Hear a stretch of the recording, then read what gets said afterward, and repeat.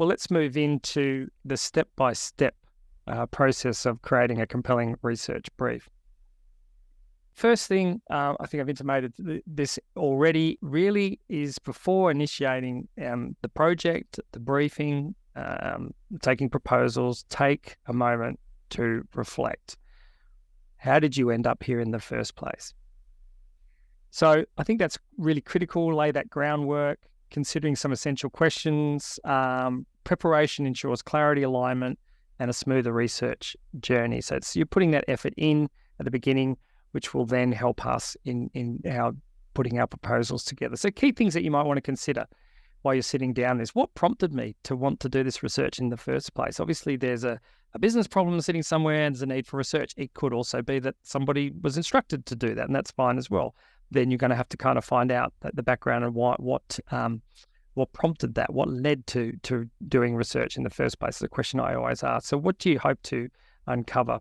I'll often say to clients, if I do my job really well and we're at the debrief today, what would I be delivering? What would it look like? What would be solved for you? Coming back to that business problem over and over again.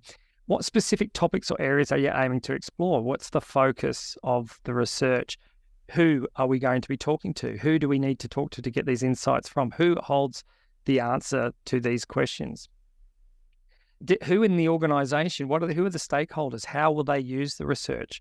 Who has a vested interest in the research? That's really important. It might sound that's less important to the agency, but it really is, because we need to understand who are the audiences we're going to be talking to. How is this research going to be used? How can we prepare the research so that it's already consumable within your organization at the end, so you don't have to go off and recreate a whole lot of different kind of outputs because you need to share it with your stakeholders, or just knowing that there is going to be a senior management leadership team presentation, so we know that up front, and knowing that might be different to the first debrief. So that's really important. How do you plan to apply the findings? What is the strategy for sharing the results within your organization? Sometimes the research can be quite a top secret thing.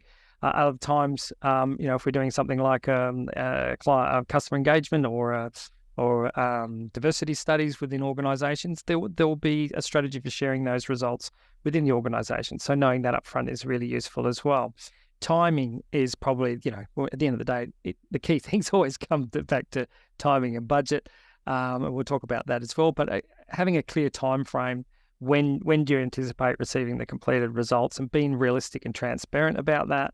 And then budgeting. Do you have a set budget, or are you open to discussing this with potential agencies, or are you expecting market-driven proposals? Now, again, one of my bugbears is this market-driven proposals come back to us, tell us what's the best, and then we can certainly come up with a multi-stage, six-figure kind of research program. But if you only have 25,000, then it's kind of a pointless exercise. So I think what generally happens, if you say the budget's 25 and we're putting together a research plan and we land somewhere nearer to 30, we're more likely to kind of work harder to kind of to get there and meet you in the middle, or do something that's really going to make all of those research dollars work really hard for you. So I think this is just kind of like thought starters. This is not putting pen to paper yet. Just reflecting on these things. Talk to your stakeholders, getting that necessary background information, investing time in this initial phase. That'll streamline the research briefing process, and that'll enhance the overall project outcome.